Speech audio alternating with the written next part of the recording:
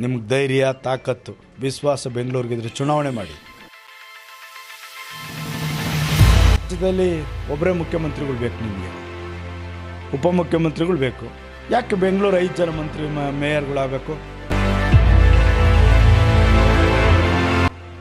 ಕಾಂಗ್ರೆಸ್ಸಿನ ಯಾವತ್ತು ರಾಜ್ಯ ಸರ್ಕಾರದಲ್ಲಿ ಬರ್ತದೋ ಅವತ್ತಿಂದ ಕೆಂಪೇಗೌಡರ ವಿರೋಧಿ ಕೆಲಸನೇ ಮಾಡ್ಕೊಂಬರ್ತಾ ಇದ್ದಾರೆ. ಕಳೆದ 13ರಲ್ಲಿ ಸನ್ಮಾನ್ಯ ಈಗಿರ್ತಕ್ಕಂಥ ಮುಖ್ಯಮಂತ್ರಿಗಳೇ ಸಿದ್ದರಾಮಯ್ಯನವರೇ ಮುಖ್ಯಮಂತ್ರಿಗಳಿದ್ದರು. ಅವತ್ತು ಸಹಿತ ಬೆಂಗಳೂರನ್ನ 3 ಭಾಗ ಹೊಡೆಯೋದಕ್ಕೆ, 3 ಭಾಗ ಮಾಡೋದಕ್ಕೆ ಪ್ರಸ್ತಾವನೆಯನ್ನು ಕೇಂದ್ರ ಸರ್ಕಾರಕ್ಕೆ ಕಳಿಸಿದ್ರು. ಇವತ್ತು ನಮ್ಮ ಮಧ್ಯದಲ್ಲಿ ಸನ್ಮಾನ್ಯ ಅನಂತಕುಮಾರ್ ಅವರು ಇಲ್ಲ. ಅನಂತಕುಮಾರ್ ಅವ್ರನ್ನ ನೆನೆಯಬೇಕಾಗಿತ್ತು. ನೆನೆಯುವಂಥ ಸಂದರ್ಭ ಇವತ್ತು ಬಂದಿದೆ ಅಂತ ನಾನು ಭಾವಿಸಿದ್ದೀನಿ. ಸದಾನಂದ ಗೌಡರು ಲಾ ಮಿನಿಸ್ಟರ್ ಆಗಿದ್ದರು. ಆ ಪ್ರಸ್ತಾವನೆನ ಗ್ರೇಡ್ ವಾಪಸ್ ಕಳಿಸಿದ್ರು, ಮುಖಭಂಗ ಆಯಿತು.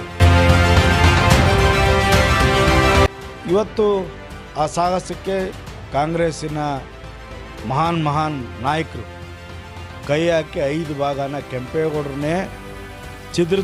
ಕೆಂಪೇಗೌಡರು 4 ಗೋಪುರ ಕಟ್ಟಿದ್ರು. ಇವರು ಇನ್ನೊಂದು ಗೋಪುರ ಜಾಸ್ತಿ ಮಾಡೋಕೆ ಕೊಟ್ಬಿಟ್ಟವ್ರು.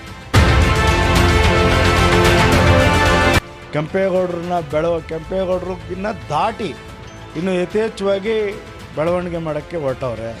ಇದು ಮೂರ್ಖತನ. ಈ ಕಾಂಗ್ರೆಸ್ಸಿನ ದುರಹಂಕಾರದ ಪರಮಾವಧಿ. ಕಾಂಗ್ರೆಸ್ಸಿನ ಅವರ ಒಂದು ಅಸ್ತಿತ್ವಕ್ಕೆ ಧಕ್ಕೆ ಬರುವಂಥದಕ್ಕೆ ಕೆಂಪೇಗೌಡರಿಗೆ ಕೈ ಹಾಕಿದ್ದಾರೆ. ಅದು ಬೆಂಗಳೂರು ವಿಶ್ವಮಟ್ಟದಲ್ಲೇ ಕೆಂಪೇಗೌಡರನ್ನ ನಾಡು, ಕೆಂಪೇಗೌಡರು ಕಟ್ಟಿರ್ತಕ್ಕಂಥ ಬೆಂಗಳೂರು ಇವರು ಚಿದ್ರ ಮಾಡೋದಕ್ಕೆ ಕೊಟ್ಟಿರೋದು ಯಶಸ್ವಿ ಆಗಲ್ಲ. ಇವರಿಗೆ ಬೆಂಗಳೂರಿನ ನಾಗರಿಕರು ಇತಿಹಾಸನೇ ಇವತ್ತು ಮುಗಿಸೋ ಕೊಟ್ಟಿದೆ. ಇವರೇ ಮುಗಿದೋಗ್ತಾರೆ. ಕಾಂಗ್ರೆಸ್ ಯಾವಾಗ ಬೆಂಗಳೂರು ಹೊಡೆಯೋದಕ್ಕೆ ಕೈ ಹಾಕಿರ್ತಾರೆ ಅವತ್ತೆಲ್ಲ ಮುಂದಿನ ಚುನಾವಣೆಯಲ್ಲಿ ಮುಗಿದೋಗಿದ್ದಾರೆ. ಇದು ಮುಗಿದೋಗಿರ್ತಕ್ಕಂಥ ಅಧ್ಯಾಯಕ್ಕೆ ಇವತ್ತು ಬಂದಿದ್ದಾರೆ. ಇವ್ರಿಗೇನಾದ್ರೂ ಧೈರ್ಯ ಇದ್ದರೆ, ಬೆಂಗಳೂರು ಬಗ್ಗೆ ವಿಶ್ವಾಸ ಇದ್ದರೆ, ಮಾನವೀಯತೆ ಇದ್ದರೆ, ಬೆಂಗಳೂರನ್ನ ಕೆಂಪೇಗೌಡರು ಕಟ್ಟಿರೋ ನಗರನ ಹಂಗೆ ಉಳಿಬೇಕು, ಅಖಂಡ ಬೆಂಗಳೂರಾಗೇ ಉಳಿಬೇಕು. ಆಯ್ತಪ್ಪ, ರಾಜ್ಯದಲ್ಲಿ ಒಬ್ಬರೇ ಮುಖ್ಯಮಂತ್ರಿಗಳು ಬೇಕು, ನಿಮಗೆ ಉಪಮುಖ್ಯಮಂತ್ರಿಗಳು ಬೇಕು. ಯಾಕೆ ಬೆಂಗಳೂರು 5 ಜನ ಮಂತ್ರಿ ಮೇಯರ್ಗಳಾಗಬೇಕು? ದೇಶದಲ್ಲಿ ಒಬ್ಬರೇ ಪ್ರಧಾನಮಂತ್ರಿಗಳು.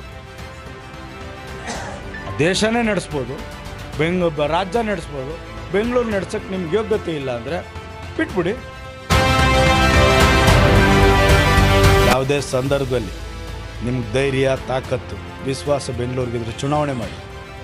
ನಾವೊಂದು ಚಾಲೆಂಜ್ ಆಗಿ ಹೇಳ್ತೀನಿ, ನಾನೇನೂ ಇಲ್ಲ, ಬರೀ ವರ್ಷ ಕಮಿಟಿ ಚೇರ್ಮನ್ ಆಗಿ 2013-14ರಲ್ಲಿ ಒಂದೇ ದಿವಸ 198 ವಾರ್ಡ್ಗೆ ಟೆಂಡರ್ ಕರೆಯೋದಕ್ಕೆ ಕೊಟ್ವಿ, ಆದೇಶ ಮಾಡಿದ್ವಿ. ಒಂದೇ ದಿನ ವರ್ಕ್ ಆರ್ಡ್ರ್ ಕೊಡಿಸಿದ್ವಿ. ಬೆಂಗಳೂರು 198 ವಾರ್ಡ್ ಸಮಗ್ರ ಅಭಿವೃದ್ಧಿಗೆ ಒತ್ತು ಕೊಟ್ವಿ. ಯಾವತ್ತು ಆ ದಿವಸದಲ್ಲಿ ಯಾಕೆ ಫ್ಲಡ್ ಆಗಲಿಲ್ಲ? ಯಾಕೆ ಬೆಂಗಳೂರು ಅನಾಹುತ ಆಗಲಿಲ್ಲ?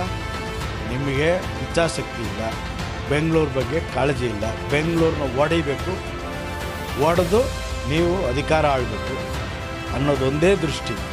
ಕೆಂಪೇಗೌಡರು ಅದರದಲ್ಲ ದೃಷ್ಟಿ, ಬೆಂಗಳೂರು ದೂರದೃಷ್ಟಿ ಇಟ್ಕೊಂಡಿದೆ. ಆ ದೂರದೃಷ್ಟಿಗೆ ಇವತ್ತು ಮರೀಚಿಕೆ ಆಗ್ತಾ ಇದ್ದೀರಿ. ದೂರದೃಷ್ಟಿಗೆ ಇವತ್ತು ನೀವು ಆ ಶಾಪಕ್ಕೆ ಗುರಿ ಆಗ್ತೀರಿ. ಆ ಶಾಪ ನಿಮಗೆ ಕಾಂಗ್ರೆಸ್ಗೆ ತಟ್ಟುತ್ತದೆ. ಆ ತಟ್ಟಿಸ್ಕೊಂಡು ನಿಮ್ಮ ಮನೆಗೆ ಹೋಗುವಂಥ ದಿನ ಮುಂದಿನ ದಿನದಲ್ಲಿ ಬೆಂಗಳೂರು ನಾಗರಿಕರು ಕೊಡ್ತಾರೆ. ನಿಮ್ಮ ಅಭಿವೃದ್ಧಿನ ಹೇಳಿ ಬೆಂಗಳೂರು ಹಂಗೆ ಉಳಿಸ್ಕೊಂಡು ಚುನಾವಣೆಗೆ ಹೋಗಿ ಜನ ತಕ್ಕ ಪಾಠ ನಿಮಗೆ ಕಲಿಸ್ತಾರೆ. ಇಲ್ಲ ಅಂದರೆ ಜನ 5 ಬೇಕು ಅಂತ ಹೇಳಿ ಬಯಸಿದರೆ ನೀವು ಮಾಡಿ. ಯಾರು ಕೇಳಿದ್ರು ನಿಮ್ಮನ್ನು? ನಿಮಗೆ ವಿಶ್ವಾಸ ಇಲ್ಲ. ಬೆಂಗಳೂರು ನಾಗರಿಕರಿಗೆ ದ್ರೋಹ ಮಾಡುವಂಥ ಕೆಲಸ. ಬೆಂಗಳೂರು ನಾಗರಿಕರಿಗೆ ನೀವು ಮೂಲಭೂತ ಸೌಕರ್ಯ ಕೊಡುವಂಥದ್ದಕ್ಕೆ ಚಿಂತನೆ ಇಲ್ಲ, ಕಾಳಜಿ ಇಲ್ಲ. ನಿಮಗೊಂದೇ ಅಜೆಂಡಾ ಕೆರಿಬೇಕು. ಅಂದರೆ ಬರೀ ಎಲ್ಲೆಲ್ಲಿ ಇಂಜಿನಿಯರ್ಗಳು ಅಧಿಕಾರಿಗಳು ಕಾಂಟ್ರಾಕ್ಟ್ರುಗಳ ಹತ್ರ ಅವ್ರ ಪಾಪ ಮಣ್ಣು ಕೆಲಸ ಮಾಡೋಕ್ಕಾದ್ರು ಬಿಟ್ಬಿಡ್ಬೇಕು. ಫಸ್ಟ್ ನಿಮಗೆ ದಕ್ಷಿಣ ಇಟ್ಬಿಟ್ಟು ಆಮೇಲೆ ಹೋಗ್ಬೇಕು ಅವರು ಗುದ್ಲಿ ಪೂಜೆಗೆ, ಆಮೇಲೆ ಹೋಗ್ಬೇಕು ಪಿಕಾಸಿ ತೊಗೊಂಡು, ಆಮೇಲೆ ಹೋಗ್ಬೇಕು ಆರೆ ತೊಗೊಂಡು, ಆಮೇಲೆ ಹೋಗ್ಬೇಕು ಚಂಕೆ ತೊಗೊಂಡು, ಫಸ್ಟ್ ನಿಮ್ಮದು ಕೊಟ್ಬಿಡ್ಬೇಕು ಕಾಣಿಕೆ. ಅಂಥ ದೃಷ್ಟಿಲಿ ಇವತ್ತು ಬೆಂಗಳೂರು ಬಂದು ನಿಂತಿದೆ. ಇದನ್ನು ನಾನು ಖಂಡಿಸ್ತೀನಿ.